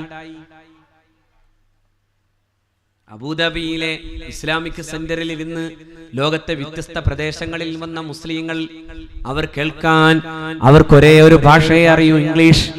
ആ ഭാഷയിൽ പ്രഗത്ഭമായി പരിശുദ്ധ ഖുർആനിന്റെ തഫ്സീർ മനോഹരമായി വ്യാഖ്യാനിച്ചു പറയുന്ന പ്രഗത്ഭരായ പണ്ഡിതന്മാരെ ഈ ഉമ്മത്തിന് നൽകിയതാരാ? സമസ്ത കേരള ജംഇയ്യത്തുൽ ഉലമ അല്ലേ? ബഹുമാന്യനായ സിംസാറുൽ ഹഖ് ഹുദവിയെ പോലെ ഒരുപാട് ഹുദവികളും വാഫികളും ഫൈലിമാരും ഇതൊക്കെ ഉണ്ടാക്കിയെടുത്തത് ഈ കൂട്ടായ്മയാണ്. അള്ളാഹു ഇത് നിലനിർത്തി തരുമാറാകട്ടെ. അതുകൊണ്ട് എന്റെ പ്രിയപ്പെട്ട സഹോദരന്മാരെ, ഈ മദ്രസയുടെ വെളിച്ചം, ഈ മസ്ജിദിന്റെ വെളിച്ചം അള്ളാഹു ഖിയാമത്ത് നാൾ വരെ നിലനിർത്തുമാറാകട്ടെ. വെളിച്ചമുണ്ടാകട്ടെ. അകത്തു വെളിച്ചമുണ്ടാകുമ്പോഴാണ്, പുറത്തുള്ള ആലക്തിക ദീപാലങ്കൃത വെളിച്ചത്തെ അല്ല, അകത്തെ വെളിച്ചം അത് പ്രധാനമാണ്. അള്ളാഹു അതിന് തൗഫീഖ് തരുമാറാകട്ടെ. റഹ്മാനായ റബ്ബേ, ഈ പരിശുദ്ധമായ 2 ഗേഹങ്ങൾ, ഒന്ന് നിന്റെ വിശുദ്ധമായ ഓർമ്മകൾക്ക് നിനക്കായി സുജൂദ് ചെയ്യാനുള്ള മസ്ജിദ്, മറ്റൊന്ന് നിന്റെ ഓർമ്മകളിലേക്ക് നടക്കാൻ പ്രേരകമാകുന്ന മദ്രസ, ഈ രണ്ടും ഉണ്ടാക്കിയവരെ അള്ളാഹു നീ സഹായിക്കണേ അല്ലാ. ഇതിനുവേണ്ടി പണിയെടുത്തവരെ സഹായിക്കണേ അല്ലാ. ഇതിനുവേണ്ടി ഒരുമിച്ച് കൂടുകയും സന്തോഷിക്കുകയും ചെയ്തവരെ നീ ജന്നാത്തിൽ സന്തോഷിപ്പിക്കണേ അല്ലാ. നീ ആഖിറത്തിൽ സന്തോഷിപ്പിക്കണേ അല്ലാ. റഹീമേ, ഈ കൂട്ടായ്മയെ സ്വർഗത്തിൽ ഒരുമിച്ച് കൂട്ടണേ അല്ലാ. റഹ്മാനെ, ഞങ്ങളുടെ മക്കളെ നീ സ്വാലിഹീങ്ങളാക്കണേ റബ്ബേ, നല്ല മക്കളാക്കണേ അല്ലാ. ഹാഫിലീങ്ങളും ആബിദീങ്ങളും ആലിമീങ്ങളും ആക്കണേ അല്ലാ.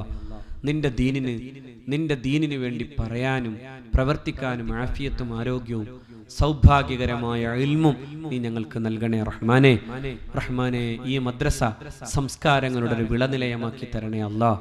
ഈ നാടിന് അതിന്റെ വെളിച്ചം, പൂർണ്ണമായ വെളിച്ചം നീ നൽകണേ തമ്പുരാനെ. ചിഹ്നമായി പോകാതെ, പരസ്പരം തമ്മിലടിക്കാതെ, ഐക്യത്തോടെ സമസ്ത എന്ന കുടക്കീഴിൽ ദീനിന്റെ മാർഗത്തിൽ ജീവിക്കാൻ ഈ നാട്ടിലെ ഓരോ മുഅ്മിനീങ്ങൾക്കും നീ തൗഫീഖ് കൊടുക്കണേ റഹ്മാനെ. കടബാധ്യതകളും പ്രശ്നങ്ങളും ഒഴിവാക്കി തരണേ അല്ലാ. കുടുംബങ്ങളിൽ സമാധാനം തരണേ അല്ലാ. മക്കളിൽ സമാധാനം തരണേ അല്ലാ. ഭാര്യമാരിൽ സമാധാനം തരണേ അല്ലാ. മാതാപിതാക്കൾക്ക് ആരോഗ്യവും ആഫിയത്തും ആയുസ്സും കൊടുക്കണേ അല്ലാ. രോഗങ്ങളിൽ ശാന്തി തരണേ അല്ലാ. മരിച്ചുപോയവരുടെ ഖബറുകൾ സ്വർഗമാക്കണേ അല്ലാ. ربنا ظلمنا أنفسنا وإن لم تغفر لنا وترحمنا لنكونن من الخاسرين. ربنا تقبل منا إنك أنت السميع العليم وتب علينا إنك أنت التواب الرحيم. آمين برحمتك يا أرحم الراحمين. بحق صلى الله على محمد.